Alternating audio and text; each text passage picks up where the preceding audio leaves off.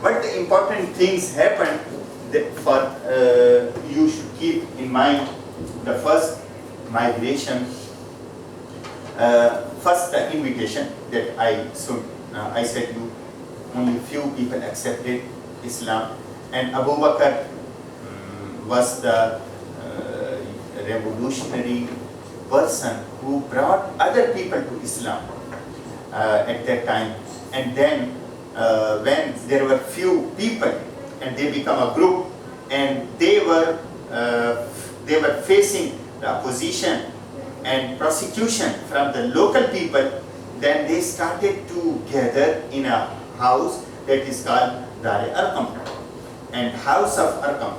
And Dar-e-Arqam was a place, a first Islamic center, you can say, that started the movement of Islam or movement of Tawheed. And from Dar-e-Arqam, it was the house of Arqam ibn al-Arqam Sahabi. And when there were few people, and some of them were slaves who were serving the leader of the different tribes. So when they embraced Islam, so they were facing punishment from the people. So at that time, Rasulullah decided to send a small group to a country which is free country, and that there is justice prevail. So that time Rasulullah sent to Habsha, in today's, I think, some part of Ethiopia is this called. So Rasulullah sent few Sahaba. Among them was his own cousin Jafar, and Hazrat Usman, and Rasulullah's daughter was among them, and they went there. And 2 times Hijrat Habsha, the migration to the Habsha was 2 times. First small group, and then a big group sent to Habsha.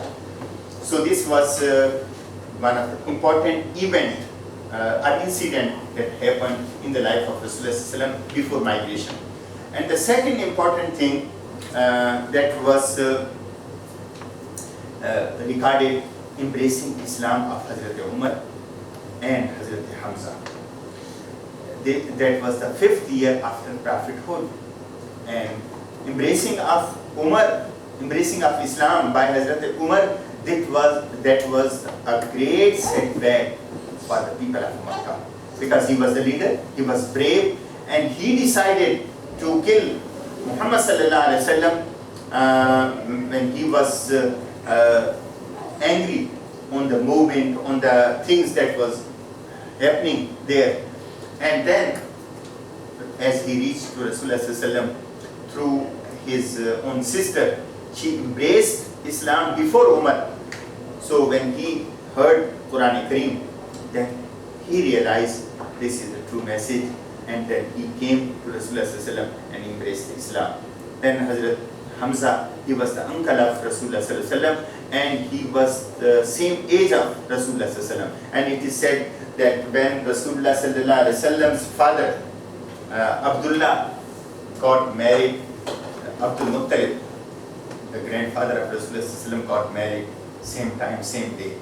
So as Rasulullah sallallahu alaihi wasallam is born, and the same period Hamza was born from Abdul Muttalib.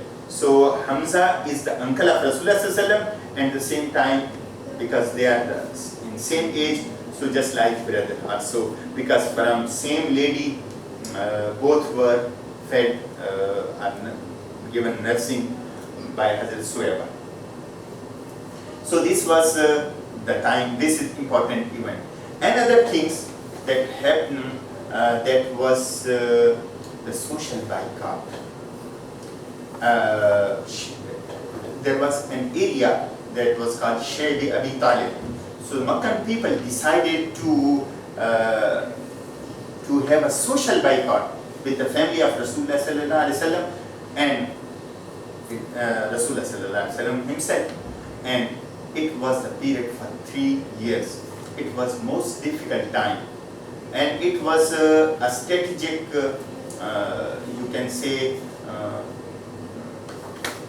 strategic way to divert Rasulullah sallallahu alaihi wasallam or to force him to leave the way that he adopted.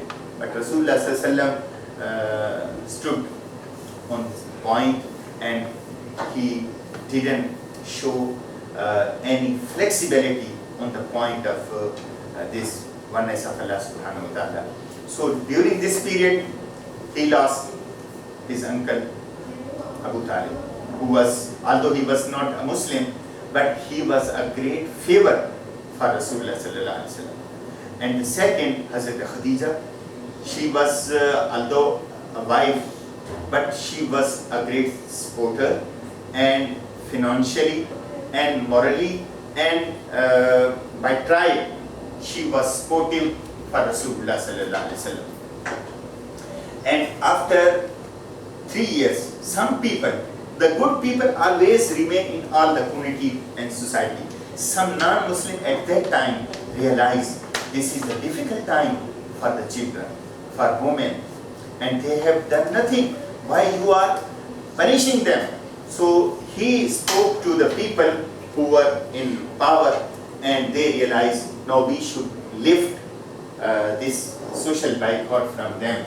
As it was lifted, then Rasulullah sallallahu alaihi wasallam decided to go to Taif, another city close to Makkah, and to invite them. But they didn't respect Rasulullah sallallahu alaihi wasallam, and even they threw the stone on Rasulullah sallallahu alaihi wasallam. And that is the most difficult time in the life of Rasulullah sallallahu alaihi wasallam, that the blood was coming from the body of Rasulullah sallallahu alaihi wasallam, and then he came back to Makkah. As he came back to Makkah, then at this moment Allah subhanahu wa ta'ala gave the miracle of Mi'raj, and Rasulullah sallallahu alaihi wasallam was shown heaven, and he was taken from Makkah to Baitul Muqaddas, and he led all the prophets, he led the prayers, all the prophets, and he visited all 7 heavens. So this is called Mi'raj. After that, 3 important incidents are there. One, Rasulullah sallallahu alaihi wasallam started to introduce Islam secretly to the people who are out of Makkah. At this moment, he was focusing on the people of Makkah. And the second effort that he did, he went to Taif, but they didn't accept the slave of one Meccan leader. When he presented the grape fruit and juice, and Rasulullah sallallahu alaihi wasallam took with the name of Allah subhanahu wa ta'ala, Bismillahir Rahmanir Rahim, and then he said that I have heard first time saying the name of Allah with Rahman and Rahim. And Rasulullah sallallahu alaihi wasallam asked, from where are you? He said, I'm from Nineveh. Rasulullah sallallahu alaihi wasallam said, an area where Yusuf bin Matta came. He said, yes. How do you know the Yunus? Rasulullah sallallahu alaihi wasallam said, he was my like brother, because he was a prophet of Allah. I am also the prophet of Allah. Then he kissed the hands of Rasulullah sallallahu alaihi wasallam, and he embraced Islam. This was the only person who embraced Islam in this journey. Rasulullah sallallahu alaihi wasallam came back, and before reaching Makkah, one incident happened. A group of jinn, they heard, they listened Quran Kareem from Rasulullah sallallahu alaihi wasallam, while Rasulullah sallallahu alaihi wasallam is praying and leading the first salat, the salat Fajr. At that time, salat was not made obligatory, but Rasulullah sallallahu alaihi wasallam used to pray in the night time and before sunrise, because Allah said, "Qumil layla illa qalila." You stand up in the night and pray to Allah. So it was an indication. Then some group of jinn cannot be seen, so they heard the Quran and they embraced Islam, and it was the indication, if the people on earth are rejecting you, don't worry, O Muhammad, there will be another creation, they will accept the religion, and they will be the true follower of you. So that Rasulullah got the strength at this time. Rasulullah came back to Makkah and spent some time here and started to convince the people secretly. The people especially are coming from out of Makkah and for the performance of Hajj. Rasulullah went to Mina and started to talk to the people of Medina. Medina that time was called Yathrib, and as Rasulullah started and introduced himself that he is a prophet of God, so they realized the people of Medina, Medina was also the mix, the multi-religious community. There were Jews who were saying to the people when they have dispute that we seek Allah's help with giving the name of Rasulullah sallallahu alaihi wasallam, means the last prophet, without mentioning the name of Muhammad. So they said that they are waiting for another prophet. Why not we should be the first who accept and who believe in the Prophet Muhammad, peace be upon him. So then they accepted and they asked that somebody should go with them and to Medina and he should teach us Islam. Rasulullah sent Mus'ab ibn Umair to Medina, this group, and another year came, another group of the people came, and then they embraced Islam again. So 2 or 3 times is recorded that was prayer pledge by the people of Medina, and they invited Rasulullah and his companion to Medina. So then Rasulullah decided by the permission of Allah to go to Medina to establish there. So Rasulullah migrated from Makkah to Medina at the age of 53 on the 13th year of prophethood, and before leaving Makkah he has sent his followers, companion to Medina first. Then Rasulullah went by himself. Again, this is an important stories of migration, but time does not allow me to elaborate. But after the Hijrah, Rasulullah was not in a peaceful mind, or he has not found a rest in his life.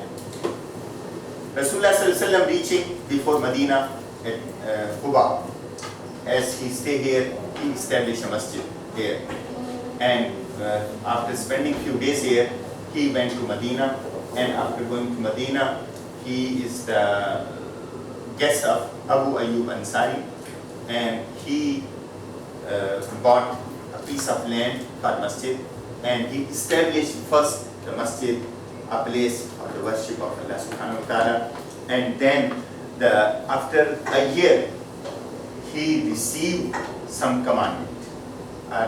In the first year, that was the permission of jihad.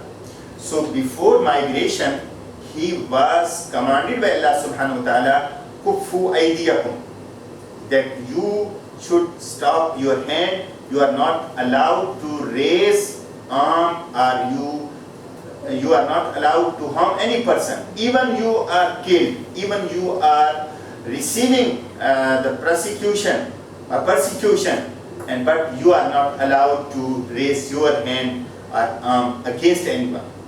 So after migration, so it was given the commandment, now you can defend yourself if you feel the threat from any group or any person.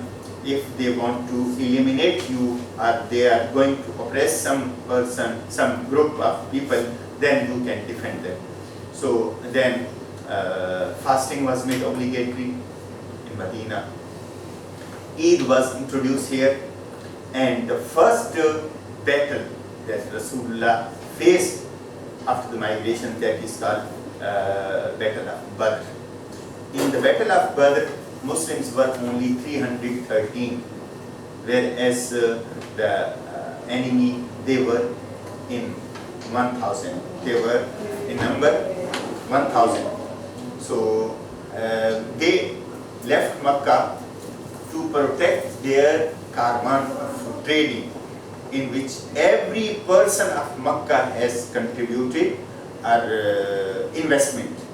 So it was a big thing. So they felt that there is a threat by the people of Medina and by Rasulullah to their trade. And trade just was, you can say, it was the life for them. So they leave Makkah and to attack Rasulullah and his companion, but Allah gave the victory to Rasulullah, although there was no comparison of arms and number of people, but they were overconfident that they are more in number, they have more arms, but at that time, these small group of Muslims, but they have nothing in their eyes except victory. If there is no victory, Rasulullah said, there will be no person who worships you, my Allah, if you are not going to give us the victory. So they fought, then they got victory against the people of Makkah. So Rasulullah took 70 people of the enemy as a prisoner of war, p.b.u.h. So they were taken to Medina, but later stage they were freed after taking some money or asking them to teach our people who were not educated. So then they were freed. Even then, some people were the close relative of Rasulullah and his companion. Rasulullah's son-in-law was from the opposition, and he was the prisoner of war, and he was taken to Medina. And the son of Abu Bakr was in the opposite side at that time. So it was the condition or situation of the division of the family. The second year, and it is the third year after the Hijrah, again they attempted, the people of Makkah, to attack Rasulullah and to take the revenge of first battle. But here this is called Battle of Uhud, and it was fought close to Medina, and in which 70 Muslims lost their lives, and it was a great setback. And here again they were 3,000 in number, and Muslims were only 700. And initially they were in 1,000, and 300 hypocrites left Rasulullah and before start of the battle, so they were only 700. But Khalid ibn Walid, later he became a Muslim commander, but he was at that time from the enemy side. So because of his tactics, he hurted many Muslims, and the 70 Muslims were martyred, and Rasulullah was injured in this battle. And another year, that is the 5th year, this is the 3rd year after the Hijrah, and the 5th year after Hijrah, again another battle. But it was not fought, it was not physical counter, but Rasulullah decided to protect his city and protect his companion by digging the trench, and that is called Ghazwa Khandaq or Ahzab. Ahzab is the plural of Hizb, means many people were participating in it, and the enemy were 10,000 in number. So this is the 5th year after the Hijrah. The 6th year after the Hijrah was another important turning point. It was the time when Rasulullah saw a dream that he is doing the tawaf and in ihram, and the dream was considered, and dream is considered, dream of a prophet, as a revelation of God. So all companions, they were ready to leave Medina, and they had not chance to see their own homes, what they left 6 years before. So they were happy to go to Makkah, and it was practiced in the Makkah, or the people of Makkah, they don't harm any person who is coming for worship of God and to do the tawaf. But they resisted. And as Rasulullah SAW with 1,400 companions reaching to close to Makkah, he was stopped. And then negotiation started, and it was a treaty that was decided at that time, that is famous with the name of Sulh Hudaybiyah, Treaty of Hudaybiyah. Hudaybiyah is the name of a place in which both parties accepted each other as a power. And Rasulullah SAW said, you are one party, we are one party. Let the people who are living in this peninsula to join any one of them. So, and we will not fight against each other for next 10 years.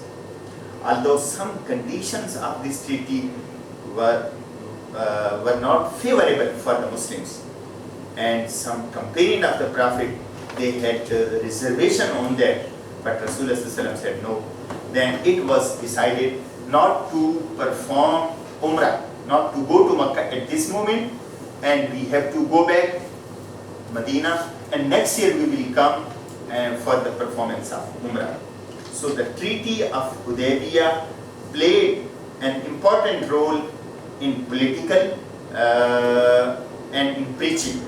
In politically, because Rasulullah SAW was mentally safe from one side of enemy. At the 6 years after spending here in Medina, there were many other groups, they stood up against Rasulullah SAW. So they were small. So Rasulullah SAW's strategy was that he should counter these small groups who are opposing them, instead of giving them a supporting or helping hand to the big enemy. So let's make a reconciliation with the big enemy, and then counter and eliminate these small groups. So this strategy was very successful.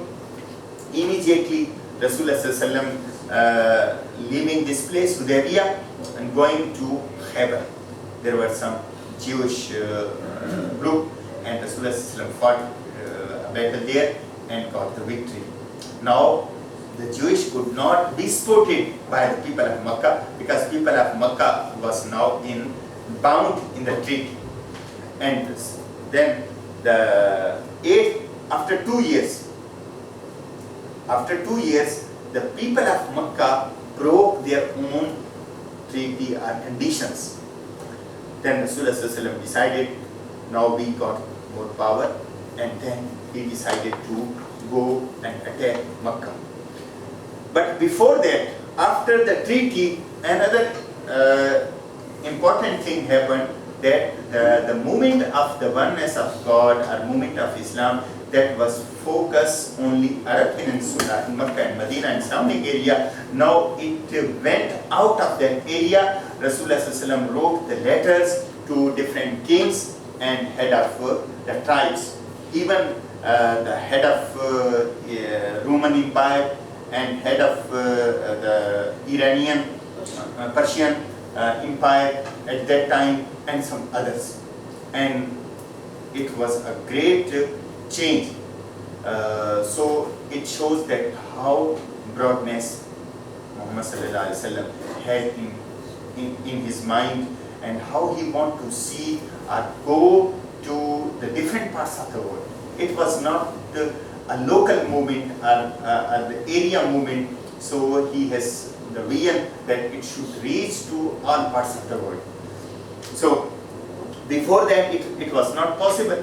So but now he was recognized power, so he was able to send. So the 8th year after the Hijrah, Rasulullah SAW took 10,000 people to enter the Makkah, and Makkah was conquered. So this was again another important event in the life of Rasulullah SAW, and it was a complete victory of Rasulullah SAW, and gaining the complete power over Arab Peninsula. And in the 9th year, he had encounter with the Christians of Roman Empire, and that is called the Tabuk. Although the battle was not physically fought, but it was given the message, now you are facing a great threat by these people who were less in number before. Now they have a good power in that. 9th year, Rasulullah was receiving the commandment of the obligation of Hajj, and he sent his successor Abu Bakr to Makkah as a first Hajj leader, and he conveyed Rasulullah's message to them, and it was again another final message: whether you be Muslim believer and want to stay here, you are welcome. If you don't want to be believer, then you have to leave this area. The 4th month time was given to them. So after that, it was the another year was the year of the last year of the life of Rasulullah, and Rasulullah himself made Hajj pilgrimage to Makkah al-Mukarramah, and he gave the address to his followers, and this time more than 100,000 were the Prophet Muhammad's followers. If you compare 9 years before, it was only few in number, even less than 100, and now you can say in hundreds, not less than 100, in hundreds, but now more than 100,000 were performing the Hajj with Muhammad sallallahu alaihi wasallam. So it was the life of Rasulullah sallallahu alaihi wasallam, and after 2.5 months after this pilgrimage, he died, and then his successor extended the Islamic State to Arab Peninsula and to Africa. And the manner in I can say I indicated in the beginning, as Hazrat Khadija said, and it is difficult to say something more. Yes, generosity and truthfulness, and taking care of even the enemies. It was famous.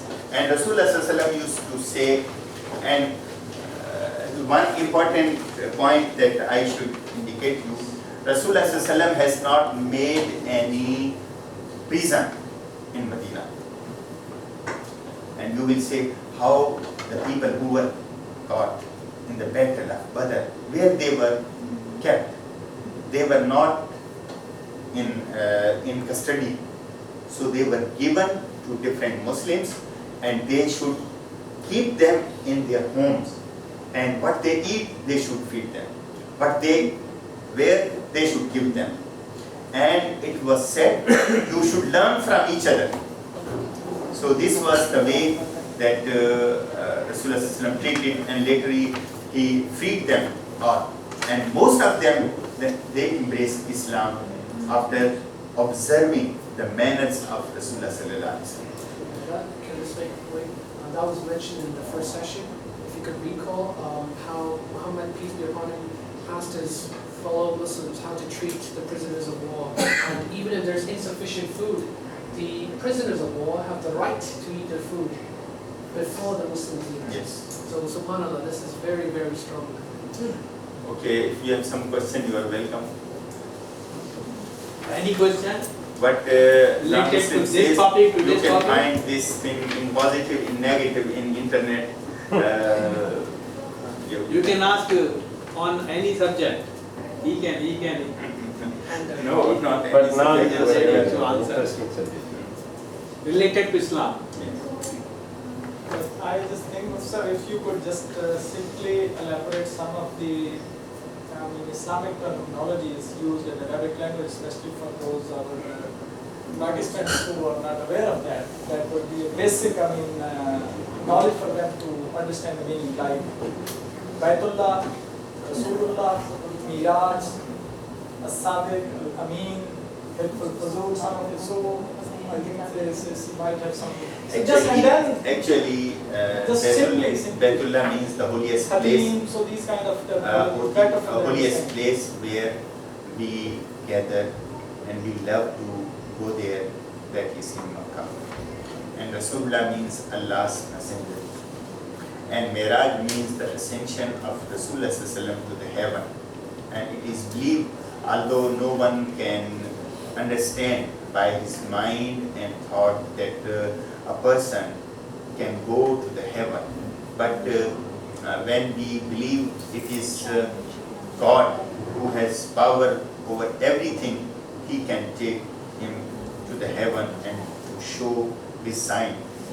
So it happened, and it is indeed believed by every Muslims because it is proven by Quran and Hadith. So a Sadiq, Sadiq means truthful, and Amin, trustworthy. It was said these two qualities were given to Muhammad even before the announcement of prophethood. And even after prophethood, he was most trustworthy. It was not practiced like today. We have lockers in banks and we have paper money or plastic money. That was the time of real money, and the people used to keep their precious things to someone who is most trustworthy. So Rasulullah was among them who was considered, in spite of having differences or opposition, but they believe he cannot be untrustful for any person. So they used to keep their things, precious things with Rasulullah.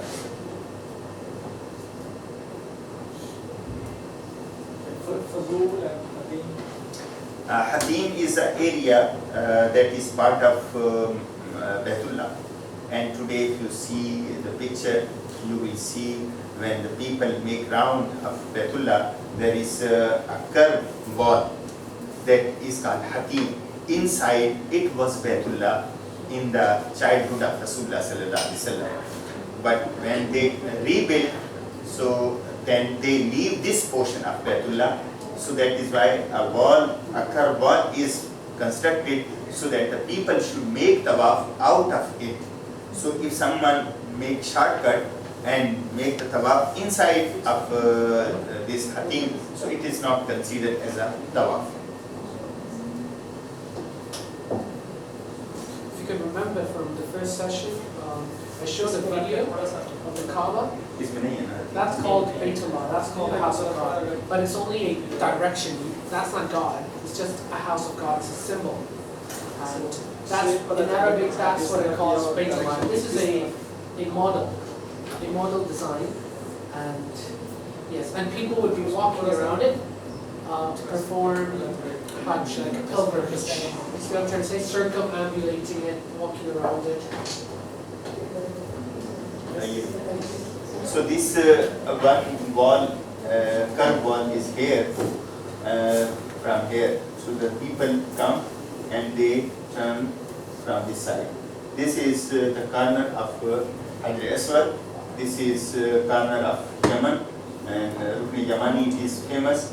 And this is the corner of Hatim. So it is, no, this is the Hatim. Okay. And this is the corner of Hajar Aswad. This would mean black stone. Black stone. And here is the door of Baitullah. Only one door. What is Hatim?